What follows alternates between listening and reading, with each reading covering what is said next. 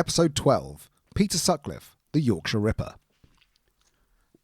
What a shit. I'm Chris. I'm Christian. And this is Echo On. I'm eating crisps. He's eating crisps. This episode is brought to you by Seabrook's Fire Eater Scorching Hot Trinidad Scorpio Chili Crisps. And Salt and Pepper Party Mix from Spa. I bought the Seabrooks. I'm cheap and went to Spa. For those people not in England, Spa is basically a 7-Eleven.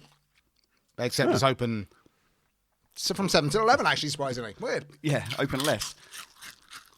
I'm eating now because I'm going to feel sick later on talking about some of the stuff that Peter Sutcliffe does.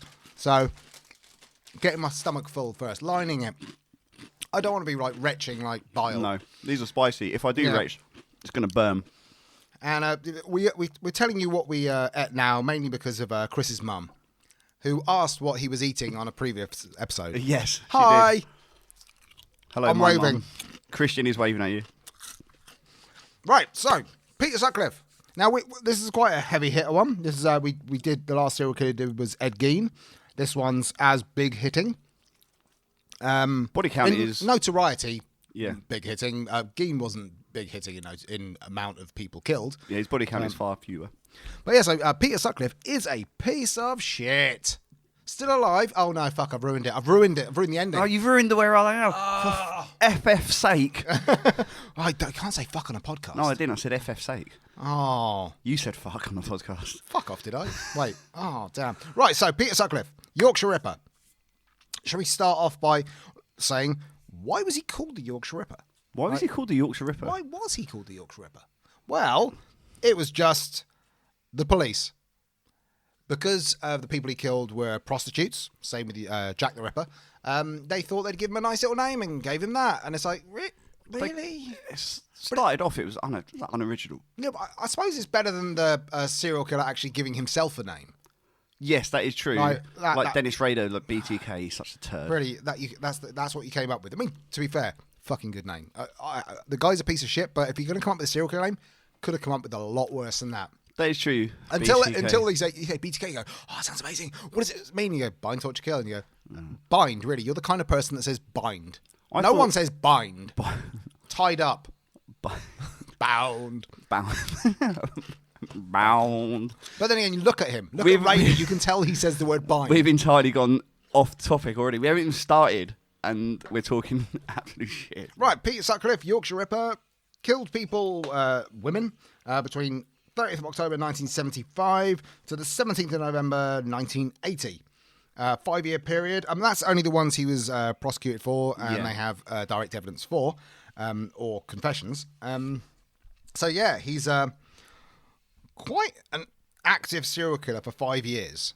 We'll go into this later on, but there were a lot of was it like 12 people they think that the book that I read, 22. 22. So when he was tried, or when they were looking at him, loads of police forces came together and they came up with well over 100, but they dismissed the ones where he couldn't have been there, and the ones that kind of followed his kind of MO and where he could have been in the area, they got down to 22 other murders that could have been him. And that included men as well then. Yeah, there were some blokes. But there's a thing of like what Sutcliffe did when he confessed to the crimes after he was caught.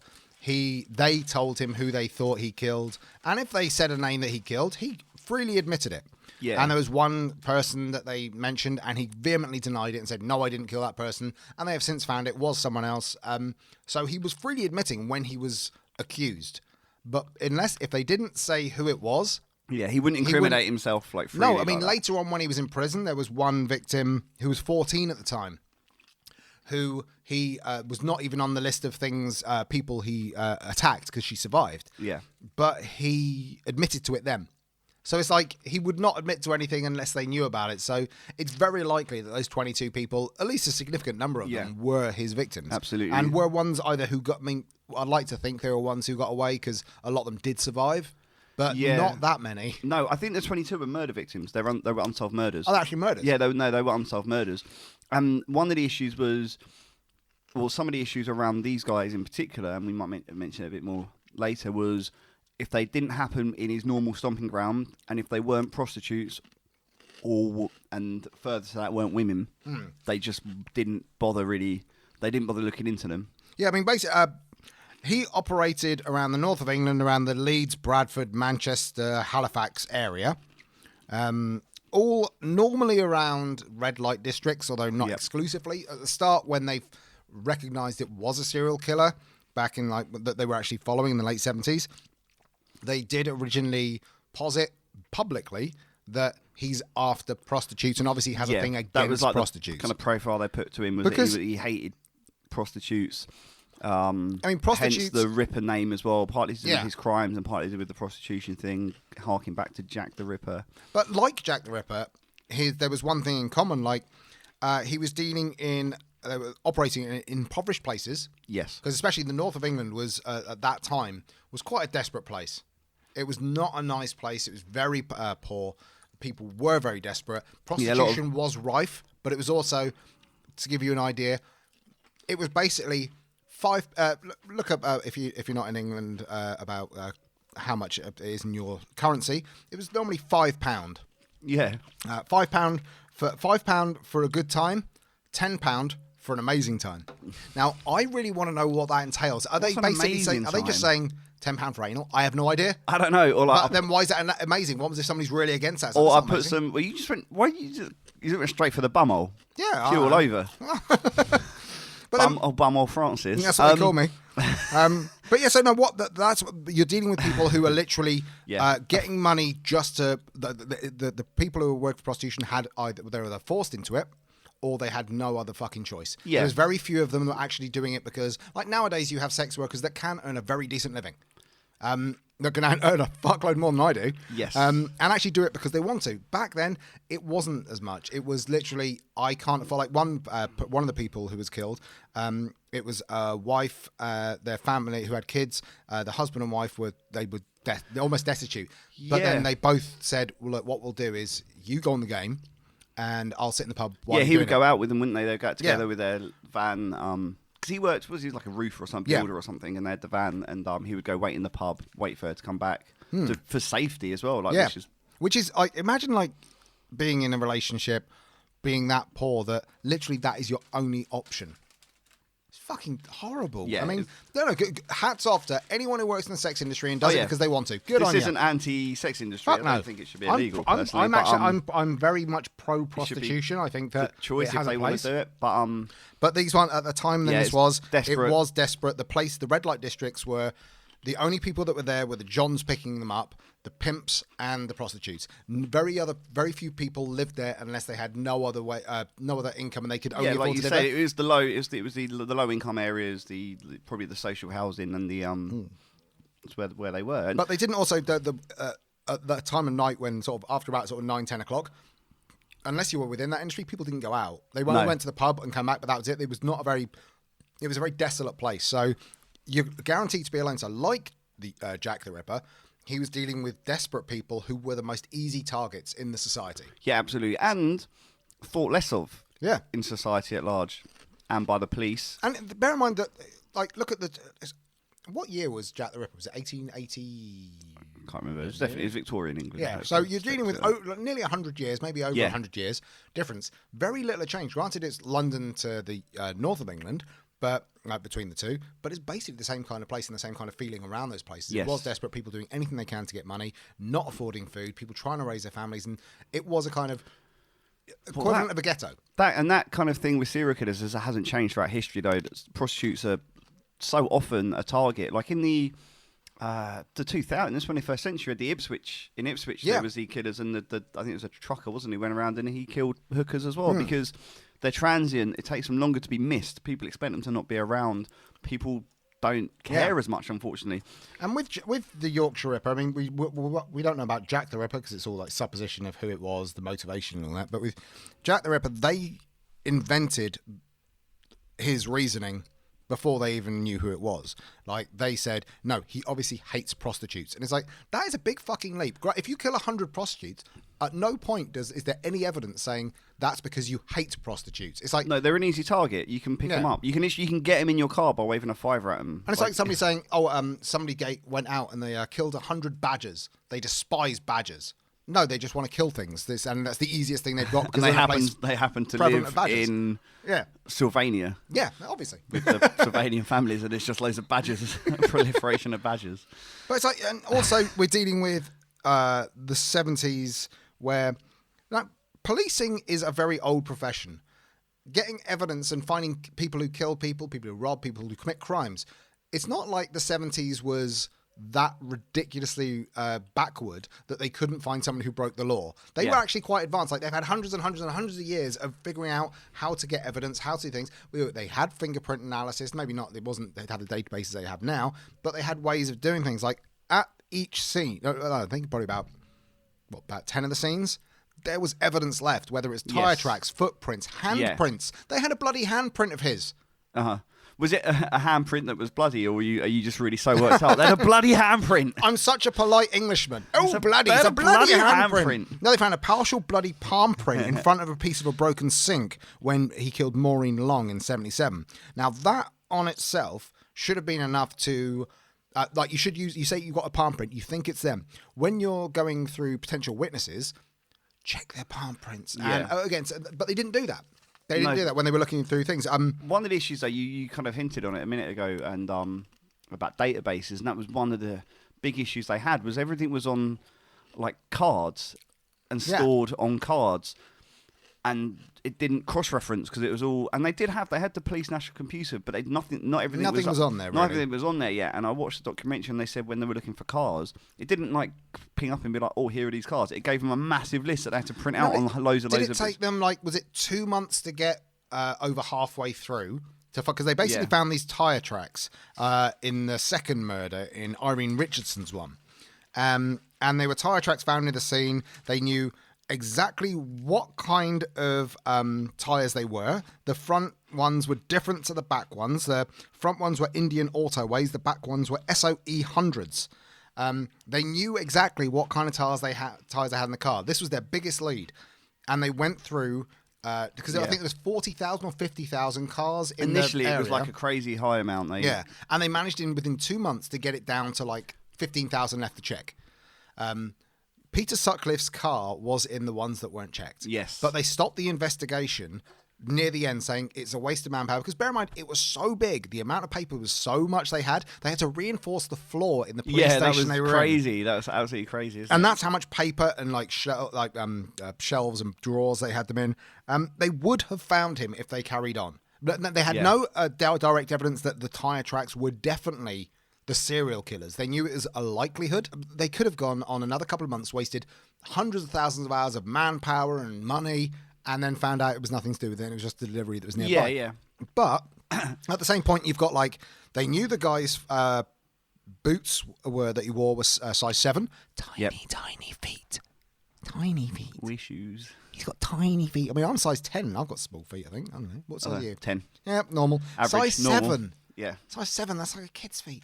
But yeah, the first victim, he's not the one the first victim. It was the first victim he left any evidence at, Emily Jackson's. That's where they found the boot print on the victim's thigh.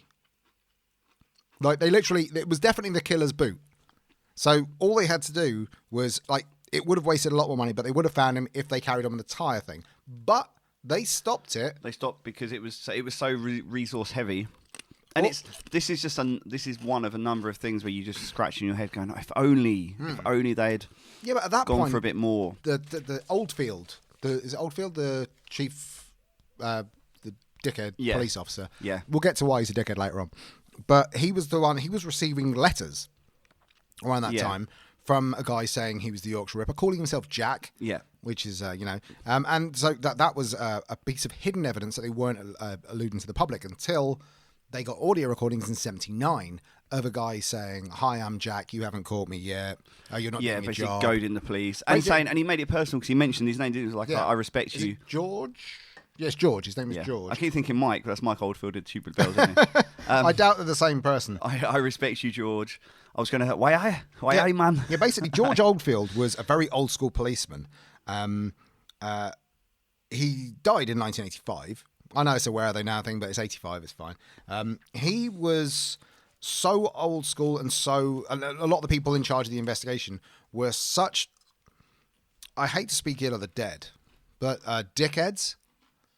Because you're dealing with people who were probably great policemen in their own rights, but when you're dealing with something like this, brought their own prejudices and their own theory, and their theories weren't just theories, they weren't like amenable to anything. So this guy read the letters and automatically said, this is definitely from this guy. Yeah, they wouldn't look at anything else. So when they got these recordings, it totally focused their mind on one thing, and because he had that accent, like a Sunderland accent. Yeah, which is for people who are not here, so it's basically it's quite a way further north, and they were aiming all their investigation into the Leeds area and sort of around the Bradford area, Manchester even, but they weren't going as far up north as Newcastle. And as soon as they got these tapes. And they found out that they got a professional to listen to it, and they said not just he's from Newcastle, but he's from Wearside. They knew exactly which part of the city he was from. They knew exactly. They said, it's a couple of miles down to it. No, he's definitely from here. Yeah, hence why they called it Wearside Jack. And he was basically doing all these recordings, and he sent a few in of him taunting them. But then at that point, George Oldfield commanded that everything else at the line of investigation is dropped. Yeah. And only this is looked at. And what's crazy, so whilst they were looking at him, and they were only looking at people that had that like Sunderland Wearside accent, people from that region. In the meantime, we had, because I can't remember who it was now, a lady was attacked, and she did a photo fit. So, when they go through and they go like, they have loads of eyes, and they go, what one, his eyes are like this, his nose looks like this, and they put it together. And looking at that picture, if you go online and you look up that photo fit... We'll put a link in the description for it. If you put up that photo fit... It's fucking Peter Sutcliffe. But then there's the second one. But they dismissed it because... They dismissed it because they were going, no, because she was saying he definitely has got a local accent. He had a local accent, and they were like, well, you must be wrong. Yeah, so they had a picture of Peter. They basically had a picture of Peter Sutcliffe with a local accent. At that point, when the first photo fit got done, it was by one of his first victims who survived, who was a black lady. And as people probably know, back in the 70s, race relations were fucking shit worldwide, and no different in the north of England. They refused to believe anything she said. She was saying it's a white man. He has a kind of an afro. He has very dark eyes. And she did a photo fit that was almost like exact. And they refused to admit that it was white and say, no, you're wrong. He's a black man. They don't fucking know. She's telling you it's a white guy. Yeah. Yet they're so fucking racist. They're saying, well, no, this must be a black guy doing this because white people wouldn't. I mean, fuck off. But they did that. But then later on, it was the 14-year-old who was then attacked at the time, but then not prosecuted. She survived, but they didn't. That was the one where Sutcliffe admitted to it later on in prison. But she did a photo fit that was almost fucking identical to that one. So you got the two side by side, yet they're two people that completely discounted because both of them said that it's definitely not somebody from Wearside. But then even the 14-year-old who got away, George Oldfield, nearly said Mike Oldfield, George Oldfield went to her house with the recordings and said, oh, well, this is what we got a recording of your attacker. Can you confirm it's him? She said, no, it isn't. He's not from there. He's got a local accent. He refused to believe her. I mean, what kind of piece of shit do you have to be where you go to somebody who was violently attacked, who needed surgery afterwards, and then accuse them of being wrong because you just have it in your head that this guy must like this guy sent a tape, so he must be true. They were definitely guilty of trying to fit. They wanted to they had their hypothesis and they wanted to fit the evidence to get the evidence to fit the hypothesis, which is totally wrong. Obviously, you go with the evidence. It is wrong, but then you've got to think that it's also a sign of the times because Oldfield at the time, head of the investigation, was working 18-hour days daily, and this went on for years. Yeah, he was so worked into the whole trying to find him. He was completely blinkered. And I call him a dickhead. I'm not blaming him because it's basically like... They were so desperate to find... They were so desperate, but it was like he was so narrow focused because it had to be what he thought it would be, because I don't think at that time anything like saying, oh no, this guy who's doing this despicable things by murdering these women and being just the worst person on earth is a white guy who you would meet down the pub and you would probably like him. Like, literally, it had to be a monster. It had to be someone... I think that's probably true as well. And also, they just, like we said before, they didn't have the resource. They couldn't just go online, go on their computer and find all these people all of a sudden. They didn't have the things that we have available to us. Like, I know I'm jumping right ahead now, but I've no doubt that if this happened if Peter Sutcliffe operated now, he would not get the body count that he got. No, he would have got one or two maybe, because he left the fact he left a boot print at one of his victims on the victim's body. They're going, oh fuck off! People get caught for that kind of stuff.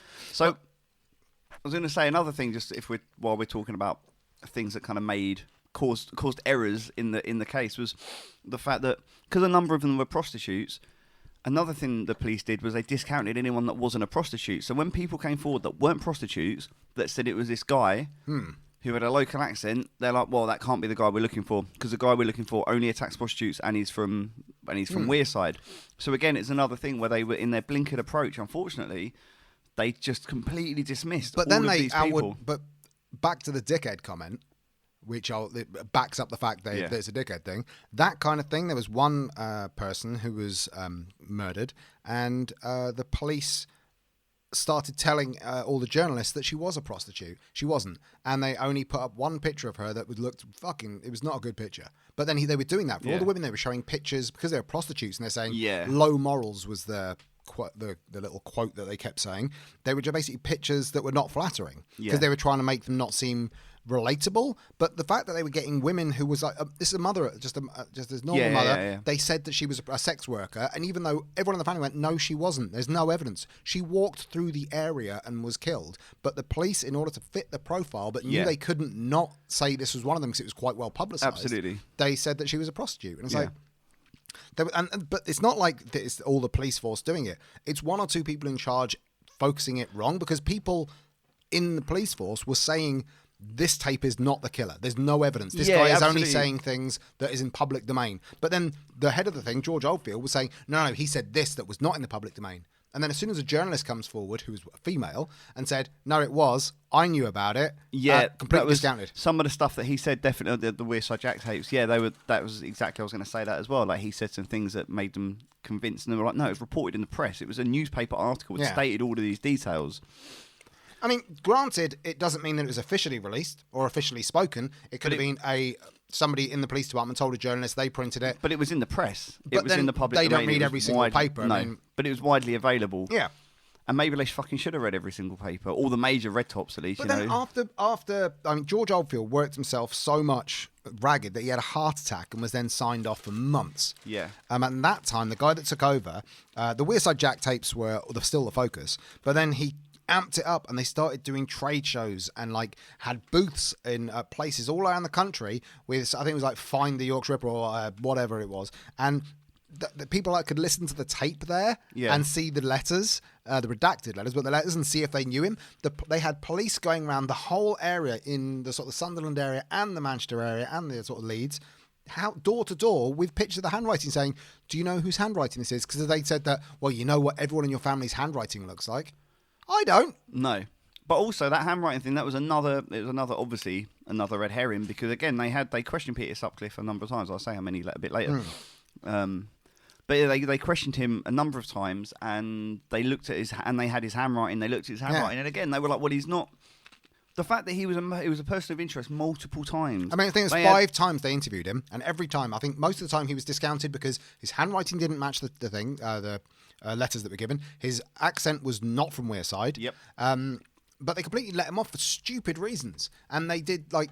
I just find it difficult to believe that this was something that was not obviously the wrong thing to do. It's really frustrating, isn't it?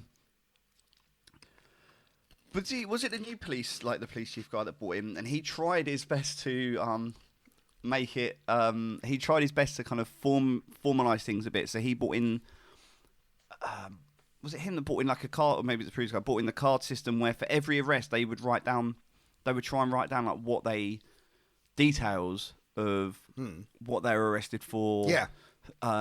Things like that. But it seemed like a good idea. But the issue was, there was no formalised way of putting the details in, and the pure volume of it. Yeah. So one of the things that one time when Peter Sutcliffe was arrested and interviewed, he had a hammer on him, and they said he was found with, it wasn't an offensive weapon. It was like found with something. I can't remember what the wording was.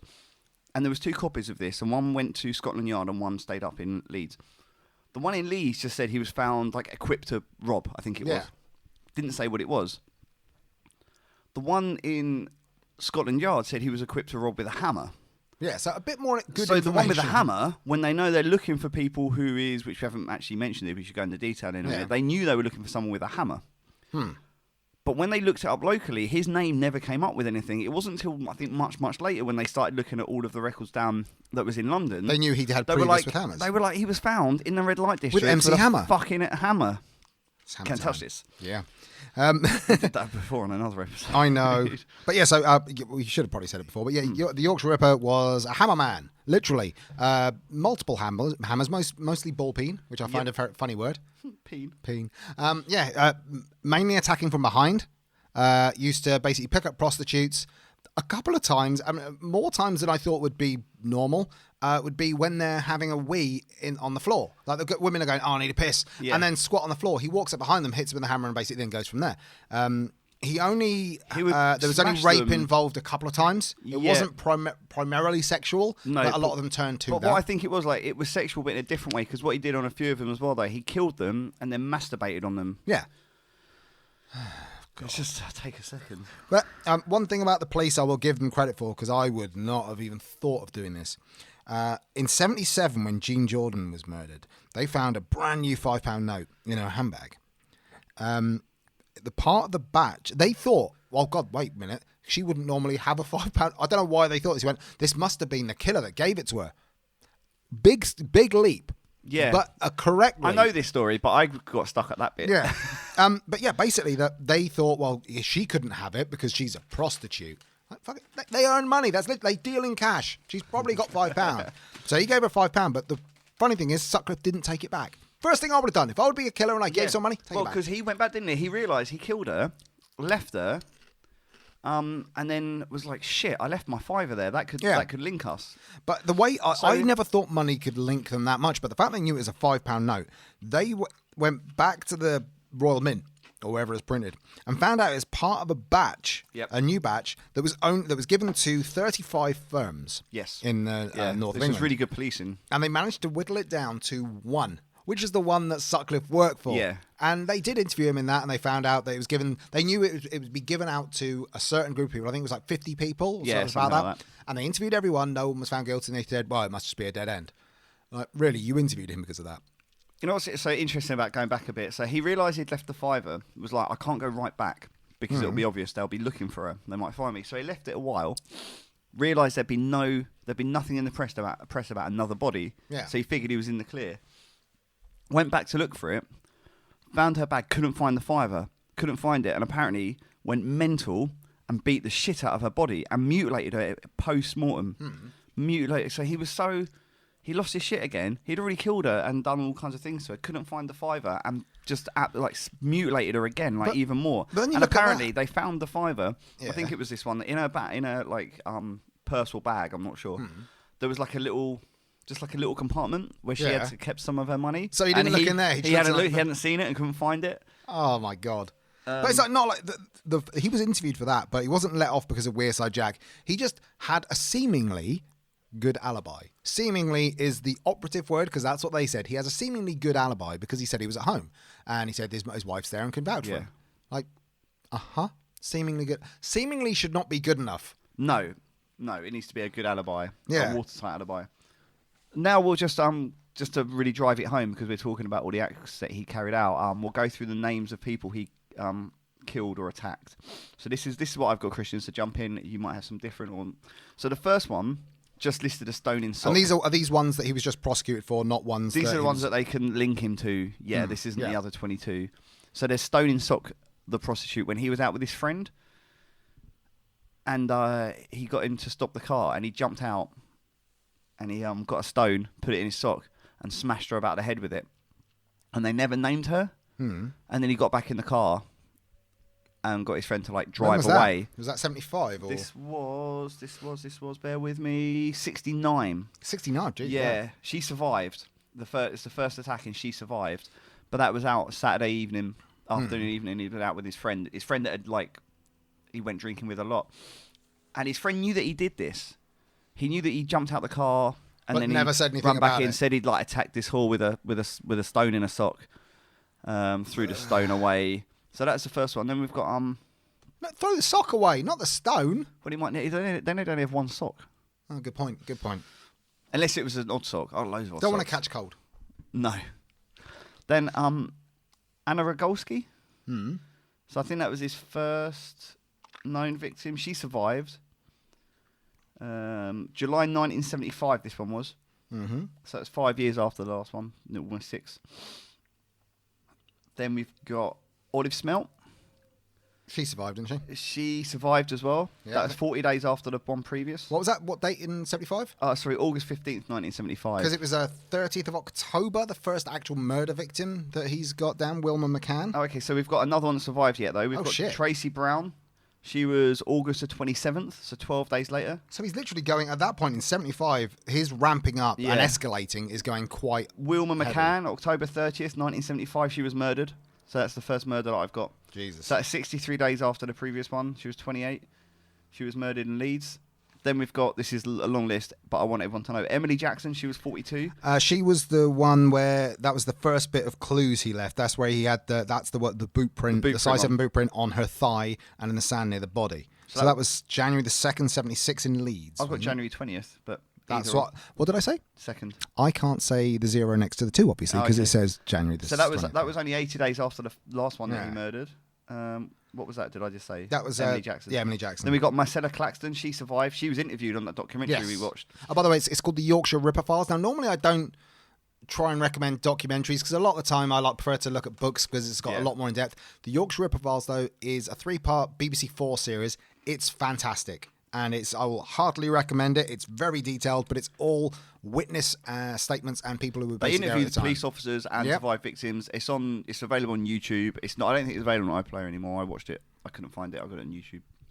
You download it. So we got, because YouTube's available to everyone and you have to do dodgy things. Marcella Jackson, she was only 20 when she was attacked. That was May the 9th, 76. 110 days after. She survived.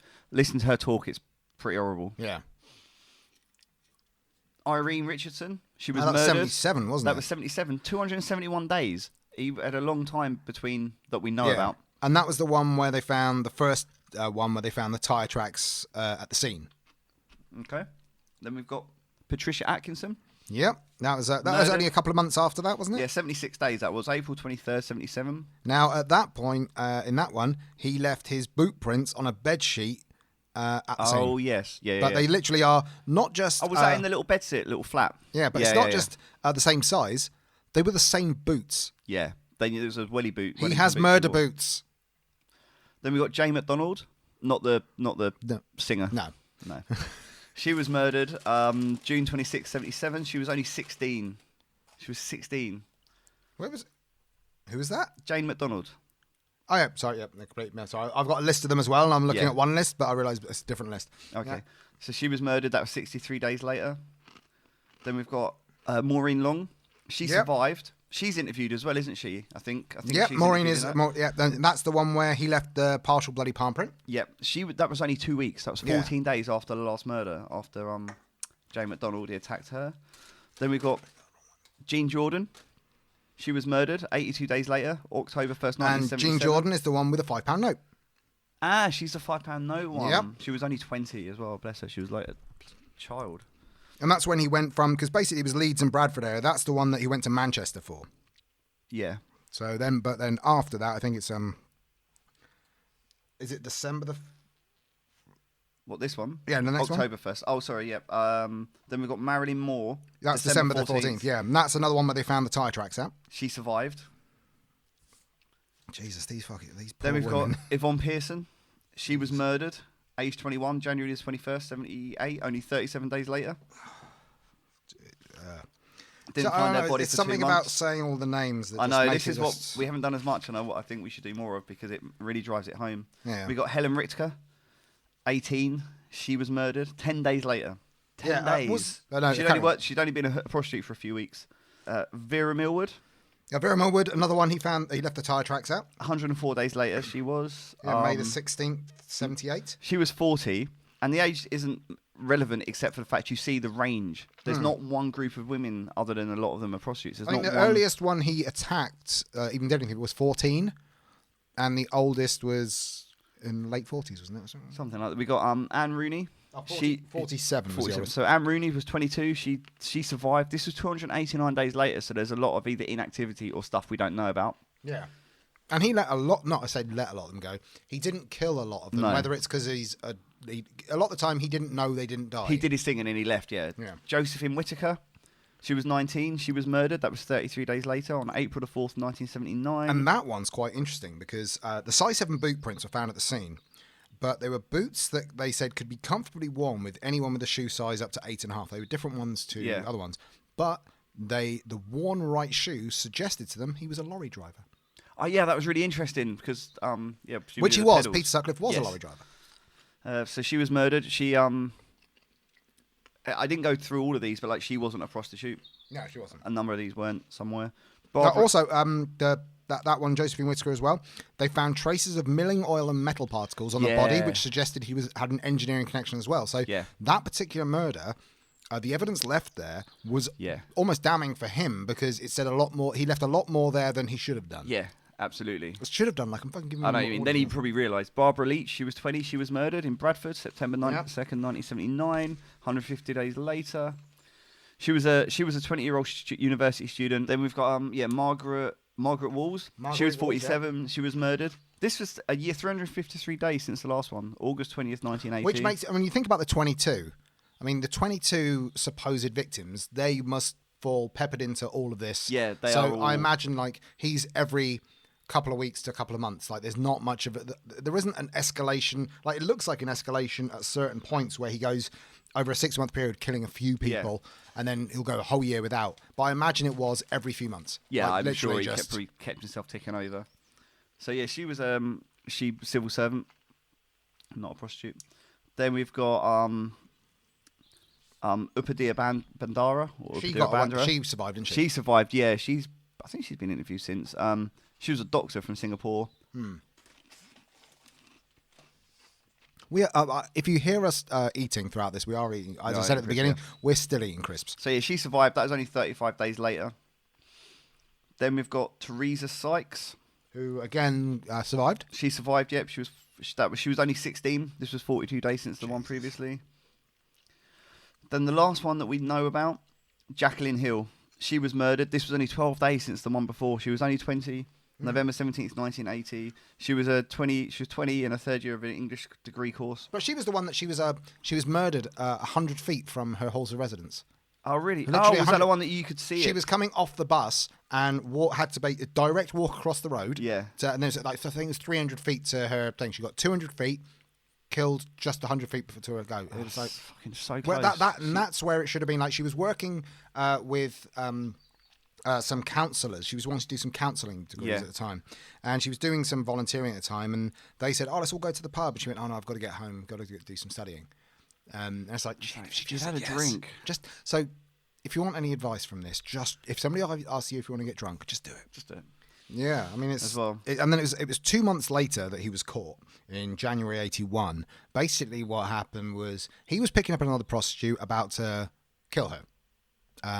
But before he got to any of that, he picked her up. She was in the car. The police stopped him, and during the stop and search, they realised he had fake number plates on his car on his car, and obviously that is illegal and rang a bell.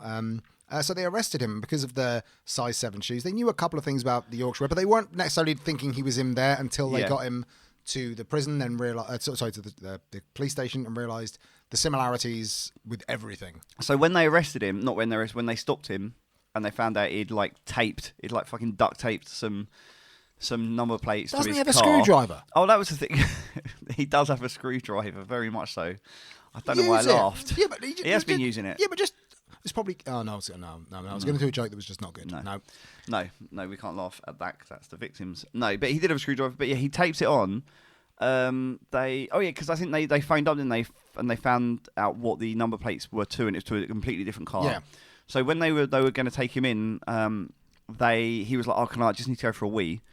And so they let him go to a bush on his own, and while he was there, he got rid of a hammer and a hammer? But it wasn't. It was actually down an alleyway, and he managed to go behind a bin. One of the big bins, not a bush behind and a bin, actually managed to put it there. And it's like, if you're arresting somebody, I don't care if it's for jaywalking. Follow them. Yeah.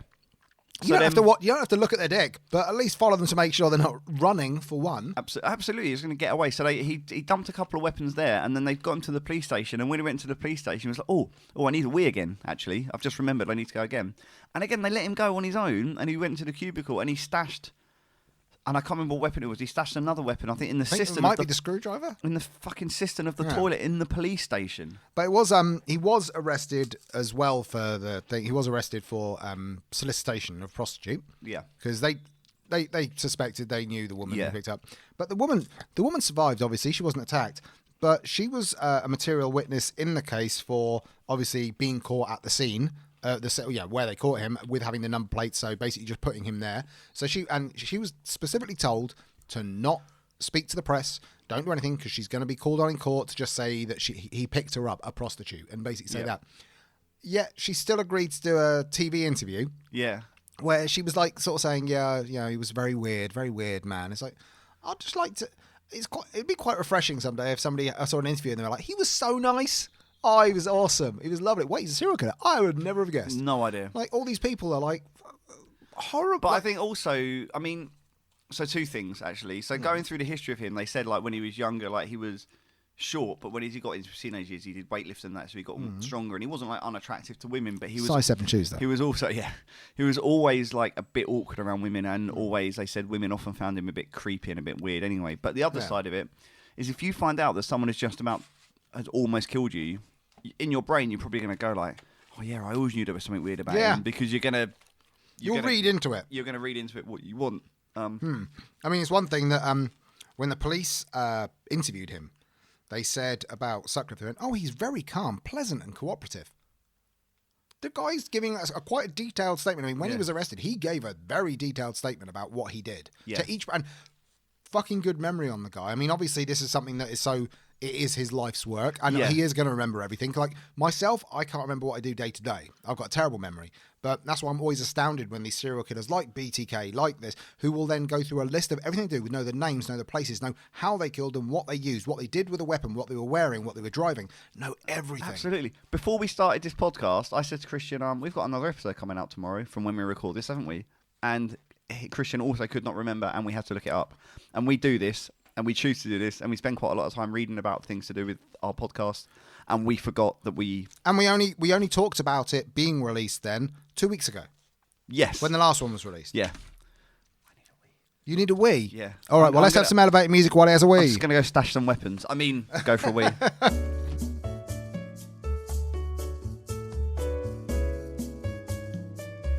And we're back. How was it, Chris? How was your pee? It was... I need to drink more fluid. Was it coming out like Red Bull? It was, a little bit. A little bit. Basically, right, so I just want to quickly do a couple of segues. Well, not segues, because we're segueing all the whole way through. We don't tell you anything in a logical manner. No. Earlier on, we mentioned Wearside Jack. Yes. Wearside Jack. That was going to be an accent, and it wasn't. It was a... in the where... I'm glossing over that quickly before it becomes racist.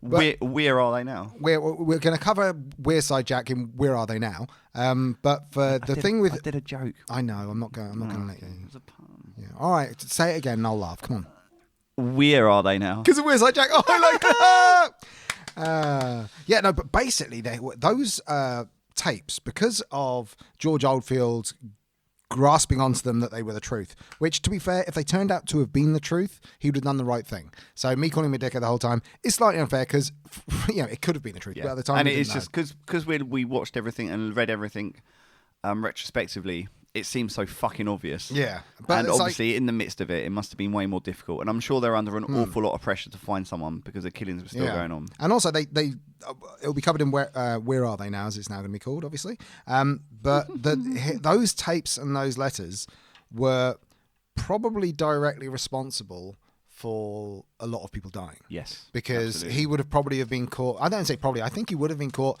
a lot sooner. Yeah, like we said with the Photofits and stuff, they looked exactly like Peter fucking Sutcliffe. Yeah. So yes, these things were a hoax, obviously. But this is a thing where, obviously, in a lot of crimes, when anyone's a serial killer, whenever they say we need witnesses to come forward, you have hundreds of people coming forward saying they've done it. Yeah, and I know it's a reason why, like, a lot of police forces, when they talk about going public and offering a offering a reward, opening up a tip line. One of the arguments against it is the volume of bullshit and brings out the hoaxes nutters. I mean, you cannot be in your right mind to send recordings and letters into the police saying you've done it, or hand yourself in as the killer. There is obviously mental reasons as to why they've done it, but a false confession is unfortunately unfortunately Wearside Jack, the case of that, yes, done as it'll cover up who he was and all that later on, but it was a prank, but that prank killed people. Yeah, whether it directly or indirectly, or indirectly obviously, but it staggers belief that somebody would do it more than once. Like this is over years. Yeah, he did this. We'll cover what happened to Wearside Jack later, but there's also the question of our favourite topic, God. Because we love God. Oh, I love God so much. He's my favourite. I love him. Oh, he's got a massive dick. He is so good. I love his beard and the fact he sits on a cloud and wears sandals. Oh, wait, Chris, we're atheists. We don't like God. Oh. Yeah, we're not Satanists. So when we say we hate God, we're not saying he's real. We're saying fake news. I also hate the I hate the wolf in Little Red Riding Hood as well. Because he ate everyone. I also hate him too. I hate a lot of them. I hate loads wolf in Red Riding Hood. Loads of, and just any old fictional character. I just choose a fictional character, and I hate that I don't like. That's a good point. I'm not a fan of Ming the Merciless, but Sutcliffe, being the dickhead that he is, decided to tell people. Now, I don't believe this for a fucking moment. Like he started saying that he did this because he heard the voice of God commanding him, because he was at a cemetery grave digging. Yes. Oh, we didn't say this at the start, actually. He was a grave digger, so, going into the whole thing of like jobs that serial killers shouldn't have. Yes. Anything around dead bodies. But yeah, he was a grave digger. He said there was a gravestone to, I think, a Polish man, and he said he heard the voice of God commanding him to go kill prostitutes. Now, bear in mind that what we said earlier on about, he's killing prostitutes because easy targets, and then he went on to others because it literally, opportunity arose. Opportunity, yeah. So, but then he took that on, saying, no, God, as if, because he wanted to be found insane, so he could, if he knew his caught, he would be not sent to a place like Broadmoor or anything like that, and he would be sent to the Broadmoor is the hospital. Oh, sorry, he would be sent to Broadmoor because he is in Broadmoor. Yeah. But no, he thought he didn't want to be sent to a general population or anything like that. He wanted to be sent to an actual mental hospital because an easier way to live. Little did it, and where are they now? We'll find out. He didn't have a very good time. Didn't go as well as he hoped. Didn't go as well, but no, he didn't want to. And they said that he had schizophrenia. Yeah. They said he was a psychopath. Yes. One of them's right. I don't believe he's a schizophrenic. I just believe there's a couple of really interesting things about that, actually. So part of it with the whole that Polish grave, he went to read it and couldn't read it because it was in Polish. Yeah. So he just made up what it could have meant. And prostitute. One of the words, I can't remember. One of the words looked a bit like it might be God or Jesus. It's like Kill So he was like he. Sorry. So he just ignored it. So he apparently took that to mean to kill prostitutes. Yeah. But the other thing with the schizophrenic thing is that his wife was schizophrenic. Yeah. His wife suffered from schizophrenia while they were married, and one of the theories that people put forward is that he just learned the symptoms of schizophrenia by caring and looking after his wife and seeing her when she went through that, and she recovered and she was kind of okay, I think, as far as I know. Afterwards, she just she had a period where she was unwell. But yeah, he followed her. He kind of fuck's sake. No, he learned from her. I'm saying fuck's sake at myself, my inability to speak. Yeah, and they're saying that he watched her. He learned the symptoms. So then when he went in, he knew exactly how he should look to come across as a schizophrenic. But also there was the whole thing of, because of how the police acted in regards to looking down on any sex worker as a lesser being and almost deserving of what they get. I've seen the phrase used a number of times. So the first person that I think it was a 16-year-old girl that they put to that he had killed, being described as innocent. Oh, she was an innocent victim. But that was that was after how many? That was 6 after or something stupid. Like they already had a load of kill where they were just saying, they kept saying loose morals. Yeah, absolutely. And in a kind of they deserved it. The implication is she's the first innocent victim. Yeah. Because if you're a sex worker, you deserve it. Yeah, you're looking for it. Fucking sickening. It is, but then you got to think that at that time, then he comes out saying God commanded him to do it, and killing prostitutes was his divine mission. Yeah, he had to clean the streets. So I don't know whether he was looking for favour, thinking in his own twisted way that I could be let off with this if I just say, it's for God. Because it was a religious country at the time. He must have realised that a few things. He must have realised that if he's mentally ill, if he says it was God talking to him and it was like lesser, I'm doing air quotes, like lesser people, it's going to be looked favourably upon as opposed to killing an innocent 16-year-old or a university student. But also in that him saying that, or God told me to kill prostitutes. What about all the others that weren't prostitutes? Like you forgot that in your own fucking defence, you fucking idiot. But then even in his confession, he goes on about I knew she was a prostitute. And there's one guy, I didn't know she was a prostitute, and I felt horrible about it. Yeah, he said he felt bad about when he found out she wasn't a hooker. Well, you still killed her and still went on to do it. You did not like a lot of them he picked up, so he would have known they're prostitutes. Yeah. A lot of them he just saw in an area, not even in the prostitute area. No, there's one he saw in the prostitute area. The prostitute area. Well, it's not like red light actually has red light everywhere, which I kind of want it to. No, if you go to Amsterdam, they're all in the windows. The red lights are on, you can see it there. But side note, in Amsterdam also, they have, in the sex shops, when I walk past one in the window, they have gimp masks, but other kind of masks, and one of the masks is a big toilet seat, but it's actually porcelain, so people can sit on it and take a shit while you're wearing it. Wonderful. Complete segue there, but that's a red light district for you. Wonderful. Fuck me, you completely broke my concentration. I was going to say, there was that one woman he followed out the pub. Yeah. Oh, was that the one? Oh, that might have been the one that he attacked with a sock. I've read so many murders recently, I can't remember who's what. But anyway. Basically, just so you know, we've researched for the next 4 episodes. So I've literally got a ream of paper, which is 500 sheets of just double-sided printed material for the next 4 episodes. Everything bleeds into one. Don't want to say bleeds, but still everything goes into one. It does. It's hard work. But he was in a pub with his friend, and he was apparently obsessed with the fact that everyone was a prostitute in there. And no evidence. It loudly. And he was saying they're all prostitutes. And he went up to this woman and was like, "You're a prostitute," and she was like, "No, I'm not." And she wasn't. But he still fucking followed her and attacked her. The thing is, he's obviously got a thing about prostitutes. Do you think he has the same kind of problem with?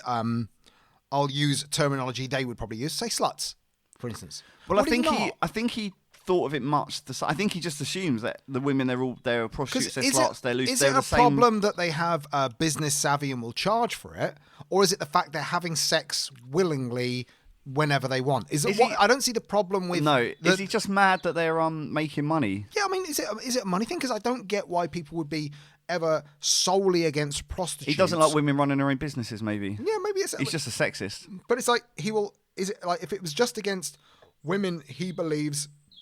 Have sex whenever they want and whoever they want, and that's a problem for him for some reason. But is that the problem? I don't know. Is it less? Does he not like people who take cash transactions? Is it less moral because they took money for it? I don't get. But also, he used prostitutes as well. He was famous for using prostitutes. Yeah. That's the other thing. Like, he would go out with his girlfriend and future wife. And he'd go out with her brother-in-law? Yeah. So yeah.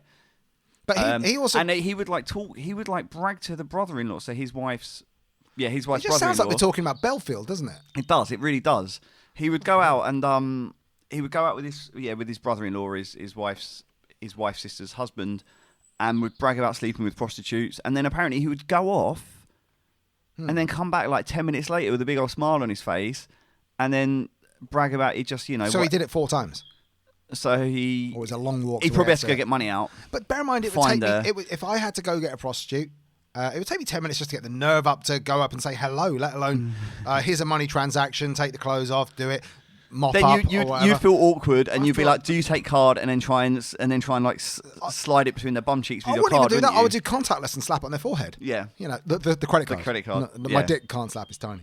So, but it's. But anyway, no, he would do that. So he was famous for using. Not famous. That's not the right word. Infamous. It was known that he used prostitutes, but then he also decided he hated them. It was so fucking weird. But the prostitute thing was just I think it's just a big old. It points us in the wrong direction. It pointed the police in the wrong direction. It's nothing. But prostitutes are easy prey, to easy target. You can get them in your car with the promise of a fiver. But you've also got the thing of going about God and then saying killing prostitutes and all that. If you believe in something like God, as apparently he's called now, then you believe in all that stuff, believe in the Bible, and Mary Magdalene was a prostitute. Why didn't Jesus slaughter her then? if apparently they're bad. I mean, it's like the whole fucking, like, just at least be consistent in your beliefs. I know. If you believe in God, believe in everything about it. Or don't believe in it. Like, just be like, well, don't kill prostitutes. I'm going to follow the Old Testament. So, like, or I'm going to just believe in God and don't kill people if you want to. Or be honest about it and kill people and go, like, I just want to fucking kill people. And just be honest about your motivations. Oh, it's awful. Well, we probably should go on to, we've been going a while, we'll probably go on to Where Are They Now? Where Are They Now? Because of Wearside Jack. We'll start with Wearside Jack, shall we? Well, Wearside Jack's a weird one because bear in mind that he was... weird one. It's a weird... Oh, for fuck's sake. But basically, the trial was in 1981. He was convicted on the 22nd of May, Not Wearside Jack. Not Wearside Jack. Normal Jack. You always said Jack the Ripper then. Ripper, it's not Jack. It's fucking Peter Sutcliffe, the Yorkshire Ripper. Basically, after... Wearside Jack was forgotten about. And it was, I think, 2006. There was a cold case investigation using new DNA techniques, looking into the handwriting, everything about it, and they found out it was a guy called John Humble, who was from Wearside, and he was in 2006 arrested and sent to 8 years in jail. Sent to 8 years in jail. Sent to 8 years in jail. Yeah, basically he. It's kind of weird because they interviewed in total, because of the Wearside Jack things, they interviewed 40,000 suspects and launched a £1 million publicity campaign. Shitting balls, that's a lot of people. It's a lot of people. But yeah, so obviously it's, even though it was 27 years after the fact, it was still so in people's consciousness that this was a thing out there. That's the thing, like, just go back a bit, I guess. But I don't know how big of a case the Yorkshire Ripper case is. I don't know how well it's known outside of the UK at all. I have no idea. I think they know the name, but don't know what happened. A couple of podcasts, American podcasts, I know have covered it. But I don't know how big it is. But it was fucking huge. It was really the biggest big thing here. It was almost as big as like an election. It was, every newspaper had it. He had over 20 victims that we know. And also, actually, I alluded to earlier, 22 other victims that could have been attributed to him. I mean, bear in mind that England is the size of a third of California for those people in America. If you want to get the actual size of things here. And I remember being 6 when he was tried. And I remember knowing about the name Yorkshire Ripper. Yeah. I knew about that at the time of being a 6-year-old. I knew the name. I knew it was everywhere. Like, literally every newspaper had it. And that was, for 5 years, was constant between when I was 1 and 6. Apparently, it was everywhere. But that's why this Wearside Jack thing. Also, that's why they looked back at it. That's why they made sure they had to get him. I just want to say something. It reminded me actually. With the 22 other potential victims, some of those were in London and they were between London and Leeds because his girlfriend, future wife, was studying to be a teacher in London and he travelled up and down the M1 regularly and people would often hitchhike.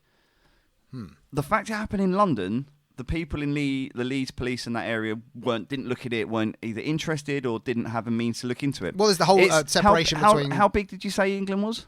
A third of the size of California.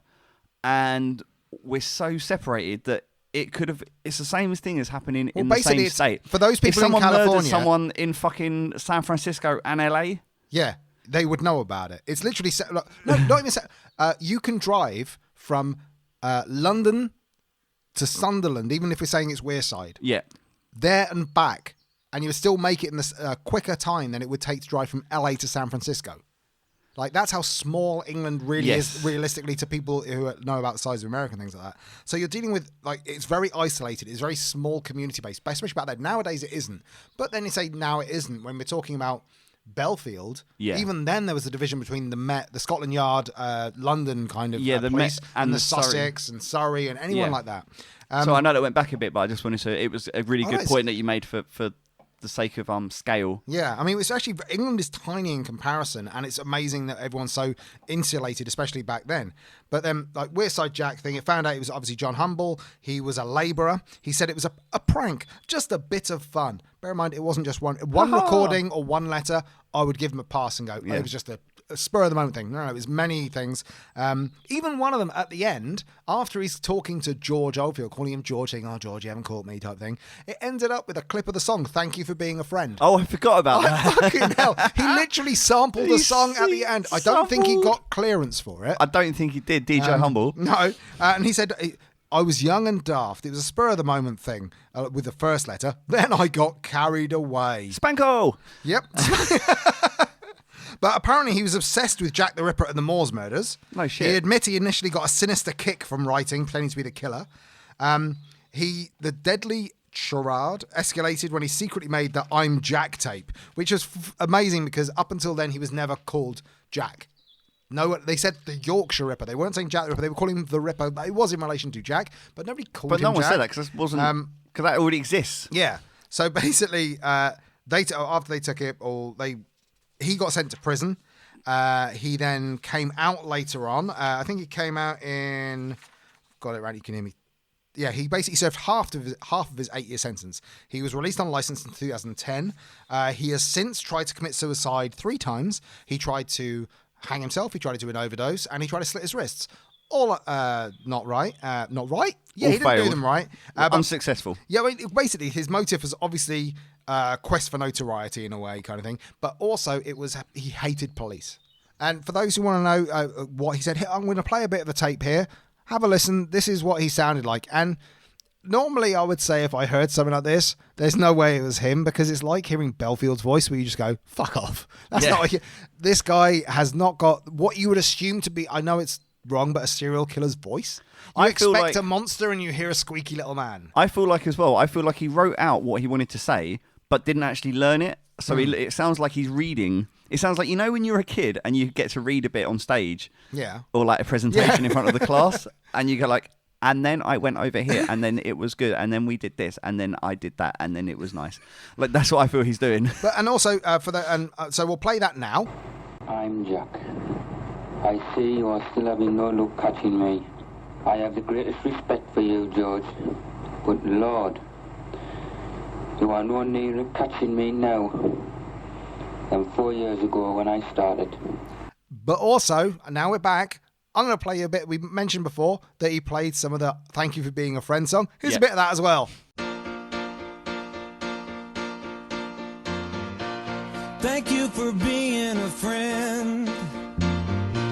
Travel down a road and back again.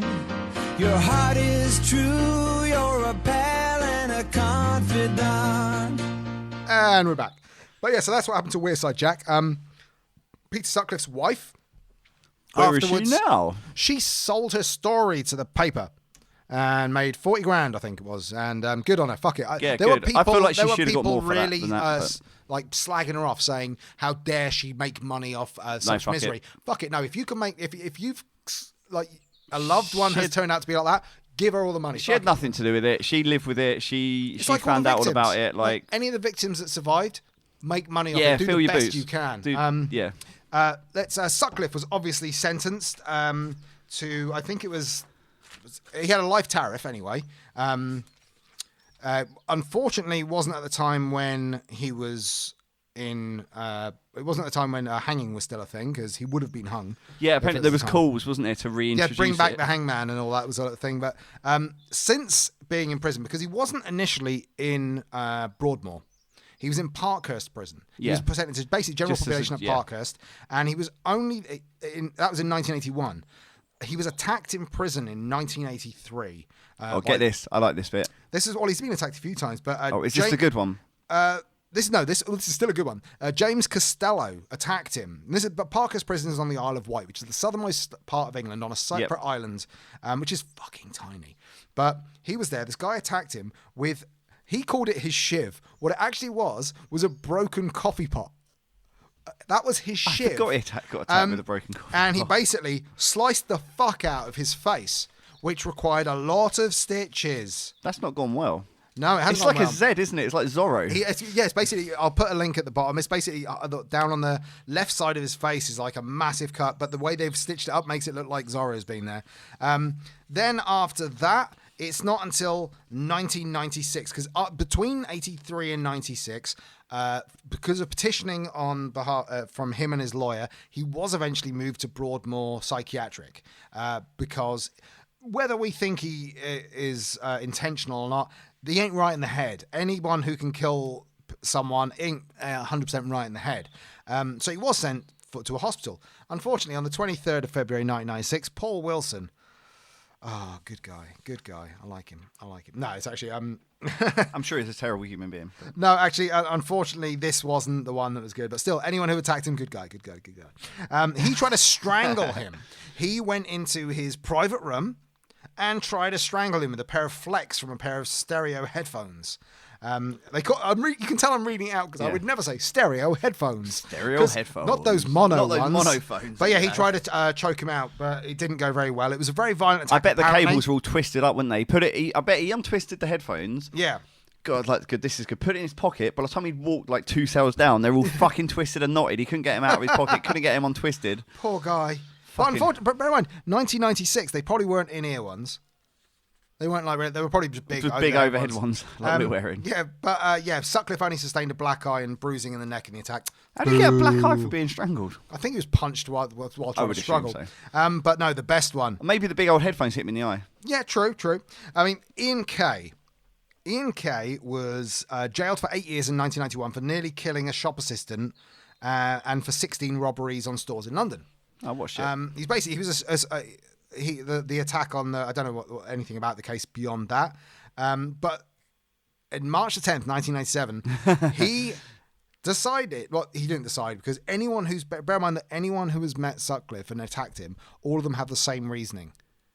He's a sex offender and a serial killer, and he killed innocent people. Now, and also probably the fact that they know he attacked like a 16-year-old and stuff as well. I mean, this guy nearly killed a shop assistant. I imagine it was part of the robbery, and he wouldn't have done it knowingly. Yeah. But because so many people looked down on Sutcliffe, by this time he'd been attacked twice. He had a minder that walked around everywhere with him called Wakefield. Wakefield was his minder. All right. Wakefield was... Now, I don't know what this means, because this is from Ian Kay's statement. He was slopping out. That makes me sound like he was washing out his butthole of cum, but that's all I'm saying. Slopping out? He was slopping out. Why did I straight away go to... I told you, you're bumhole Francis over there. But yeah, basically what he did is now I love the fact that in the report I read, they can't... they know it was a Parker rollerball pen. Yep. They don't know, but then further on they go, but it might have been a felt tip. Like, no, it wouldn't have fucking felt tip. They wouldn't have done this. But he picked up a pen. I feel like that's not the important detail either. Yeah, but it might have been. But basically, he stabbed him multiple times in the eye. Eyes. He basically went into... We waited till Wakefield was off whatever slopping out is. Went up to him with a pen and stabbed him in the eyes. I think it was 4 times in the left and 3 times in the right. The left, he's blinded from it. Yes! The third time, his eyesight is severely deteriorated. Now, I have this thing with... I always thought, like, you know when you see in films where somebody puts their fingers in eyes and all the blood comes out? I thought that basically... That's it now. That's it. Yeah, me too. But it's not. Apparently, if you stab someone in the eye, it doesn't necessarily blind them. No, I think my mum will probably tell me because she'll listen to this.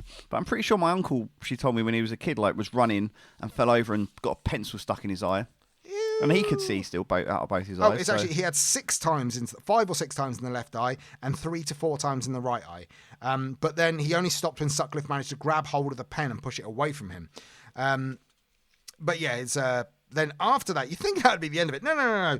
2007, Patrick Sarida, in Broadmoor as well, ran Sutcliffe shouting, "You fucking raping, murdering bastard. I'll blind your fucking other one." Didn't. Okay. He was armed with a metal knife, a cutlery knife. Didn't manage. And then he screamed afterwards, "I'll teach you, you bastard, for killing all those women." But yeah, unfortunately, he didn't get to do it. But Sutcliffe is having a miserable time. Right now, he's not in Broadmoor anymore. No, is he? He's not. He's back in. Like I can't. He's back in. Is he back in Parkhurst? I think so. I had it in front of me, and I've fucking gone off of it now. Because basically, from the attacks, because you're dealing with a psychiatric hospital for Broadmoor, you're dealing with.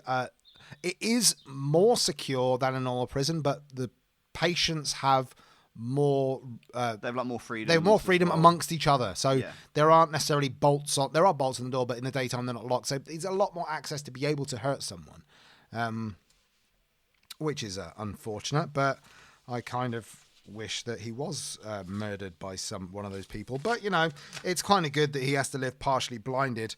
Makes you feel good about yourself, you know. Good on him. Good on him for doing that. Thank you. He went to...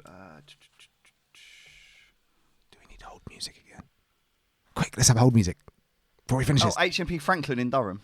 Damn it. Oh, wait. They didn't say where he is officially, but they press speculated he's in HMP Franklin in Durham. Isn't he really fucking ill as well? Like, he's... Well, hold on a sec. You didn't let me do hold music. You jumped in, so I'm going to do it now. Quickly.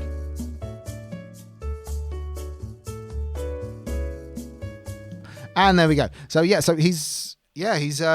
he keeps getting moved because I think wherever he goes, it's the kind of... He's not a nice person. I know it sounds weird to say because obviously serial killer, misogynist, piece of shit, but he isn't actually a nice person to other inmates, and everyone looks down on him to the point where you think that Ian Huntley isn't actually looked down... Like, he's treated as another prisoner. He's not treated as an evil piece of shit. No, I thought Ian Huntley's been attacked a couple of times. Oh, he's probably been beaten. All of them have been attacked. He's a nonce. Of course he's been attacked. But there's certain prisoners that don't get attacked because they're doing their time. Sutcliffe walks around with a minder. What a piece of shit. But yeah, so... Oh my God. I'm going to... Yeah, send me a link to that. Why does he look like that's what I'm going to look like when I grow my beard out? He's just sent me a picture of Sutcliffe now, who looks like he's about to go fishing. That was 9th of February 2019. This is in the Sun website, so definitely the truth. Yorkshire Ripper Peter Sutcliffe, terror over testicular cancer scam results as he moans about delay in prison. Oh, let's hope he has got it. Called the health service useless for not giving him the results of his cancer sooner. The serial murderer is sent to be moaning despite having tens of thousands in taxpayer cash spent on his deteriorating health. No, fuck it. Let him get cancer and fucking die. Look at his amazing flat top there. Yeah, let's send a picture of that because everyone goes on about like the descriptions of him. Now, his hair and his eyes are the main things. Like, he has extremely dark eyes. Like, kind of, for those people in England, the comedian David Mitchell, the shark eyes, the kind of really dark eyes that are quite freaky. He has those, but then that weird flat top afro thing that is just odd. Just very odd. And then he has a weird sculpted beard. Yeah. I don't get that sculpted beard thing. That's creepy on its own. But then that weird flat top thing and the shark eyes.